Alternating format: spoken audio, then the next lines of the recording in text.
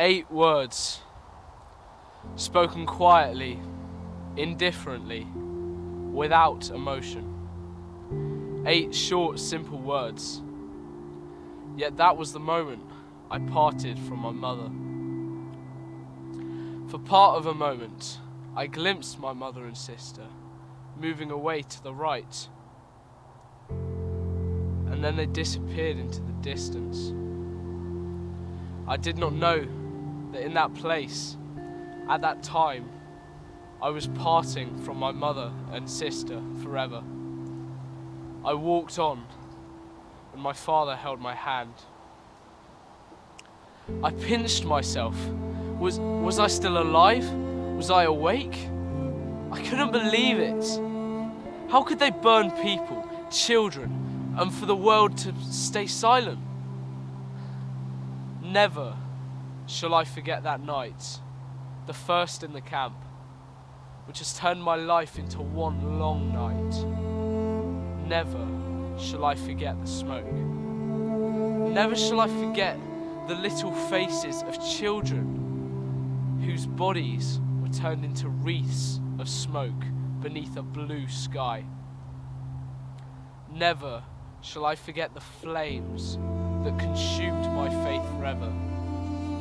Never shall I forget the nocturnal silence which has deprived me for all eternity of the will to live. Elie Wiesel was born in Romania and placed under Nazi control at the age of 15. A dank chill caught at us. The whole area was shrouded in a clingy grey mist, but dawn was breaking, or was it really dawn? A reddish glow through the mist was flickering in the weirdest way, and there was a sickly, fatty, cloying smell. Mother and I glanced at each other, baffled. Who could be roasting meat, great quantities of it at this hour in the morning? I lived through Birkenau without even understanding how members of such a great nation could indulge in such wickedness.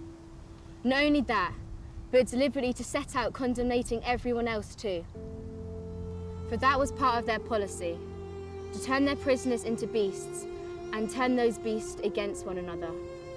Only afterwards did I read the full history of those years, and I still could not understand, as it is barely credible to someone like myself who lived through it.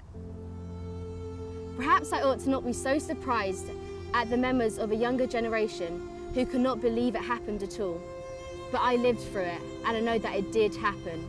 Kitty Hart Moxon arrived in Auschwitz in April 1943. She was 17 at the time. July 7th, 1944. My most beloved and precious little girl. When I gave birth to you, my beloved, I never imagined that 6.5 years later I would have to write you a letter on this subject. I saw you for the last time on your 6th birthday, on December 13th, 1943.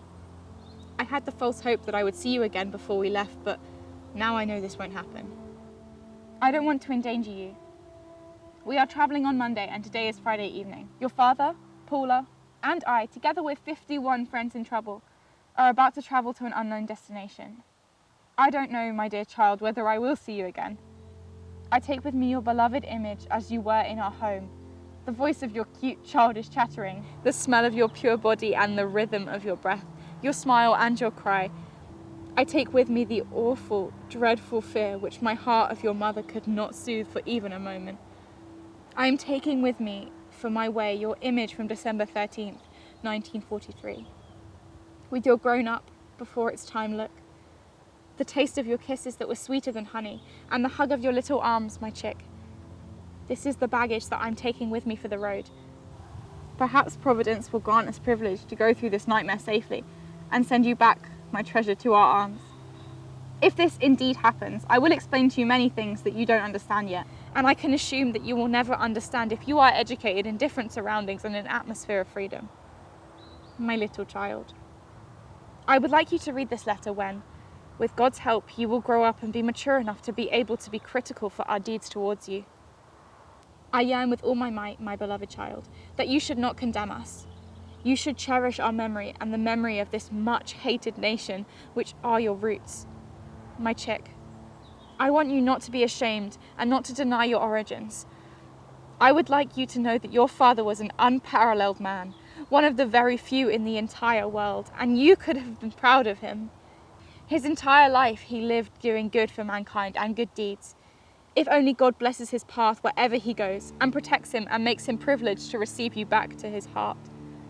My treasure, you are your father's entire world, his one and only ambition, the one and only compensation for the suffering and tortures.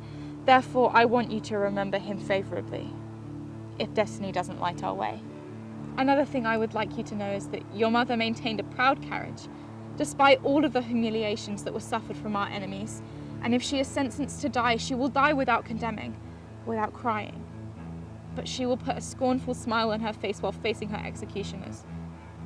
I grasp you close to my heart, kiss you with passion, and bless you with all the might of the heart and the love of a mother. Your mother.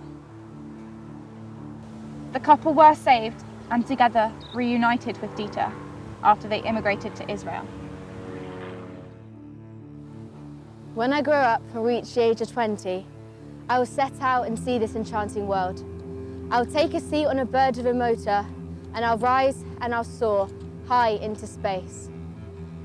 I'll fly, sail, hover over the lovely faraway world. I'll soar over rivers and oceans. Skyward shall I ascend and blossom. A cloud, my sister, the wind, my brother. I'll marvel at the Euphrates and the Nile. I'll see the pyramids and the Sphinx of ancient Egypt, where the goddess Iris reigned.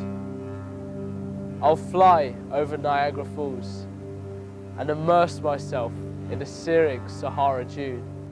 I'll drift over the cloud-strewn cliffs of Tibet and the mysterious land of the wizards.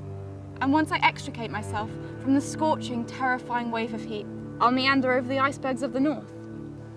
By wind, I'll cross the great Kangaroo Island and the ruins of Pompeii and the Holy Land of the Old Testament and over the land of renewed Homer.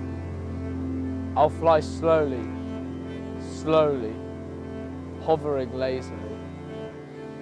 And thus, basking the enchantments of this world, skyward shall I soar and blossom. A cloud my sister, the wind my brother.